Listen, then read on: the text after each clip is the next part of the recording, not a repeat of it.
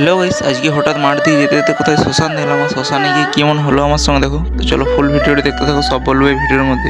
Hello guys, Radhe Radhe. আশা করি সবাই ভালো আছো। আবার একটা প্রতিদিনের মতো ফেস নিউ মিনি ব্লগ নিয়ে বেরিয়ে গেলাম। আজকে গিয়েছিলাম একবার মাঠ দিকে। তো মাঠে এখন চাষবাস চলছে, তো আমাদের সবসময় যেতে হয় মাঠ দিয়ে।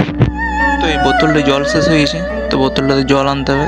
আর এখানে সাইকেলটা দাঁড় করেছি মাঠের উপরে, কারণ এখন চারদিকে যে কাদা। এর সামনে মাঠগুলো আমাদের, এটা আমাদের না, এটা জেঠিমাদের। এখানে সাইকেলটা দাঁড় করলাম সামনের মাঠে।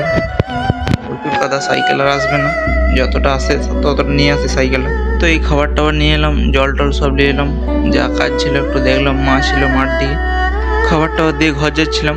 তারপরে মা বলে একটা বস্তা নিয়ে আসবি, কারণ বীজগুলো তুলেছি একটা মাঠ থেকে অন্য মাঠে নিয়ে যেতে হবে। ওই দিকের মাঠের সামনে বীজ তোলা নাই, কারণ এখানে সব গাই গরু থাকে, তো সে রাস্তার পাশে পাশে লাগায় না। একটু ভিতর দিকে বীজ তোলাগুলো করি, তো সেই কারণে একটা মাঠ থেকে অন্য মাঠে নিয়ে যেতে হবে। তো বস্তা ছিল না আর, দিয়ে মা বললো একটা বস্তা নিয়ে আসবি। তো সাইকেল নিয়ে সঙ্গে সঙ্গে ঘর যাই, আবার আসতে হবে একবার। তারপর ঘর যেতে যেতে দেখো কী দেখলাম। এটা একটা মন্দির, এখানে আমাদের দাদু দিদাদের পড়ানো হয়। তার পেছনেই আমাদের মাঠগুলো। আর একটা জিনিস দেখাবো তোমাদেরকে। আর এই যে গ্রাউন্ডটা দেখতে পাচ্ছ, এটাতে আমরা বিকেলে প্র্যাকটিস করতে আসি। অনেক বড় গ্রাউন্ড, ফুটবল খেলা হয় ভালো। তো আমাদের ওদিকে একটা গ্রাউন্ড আছে, ওইটা ছোট, তো আমাদের সব বড় ছেলেগুলো খেলে, তো এটাতে আসি ওই জন্য। তো যেটা বললাম, ওই বস্তাটা ভুলে এলাম, তো সাইকেল নিয়ে ঘর গেলাম, আবার গাড়িটা নিয়ে চলে এলাম, কারণ মা বলছিল জলদি জলদি আসবি, তাই এই ধুমটা নিয়ে আবার চলে এলাম।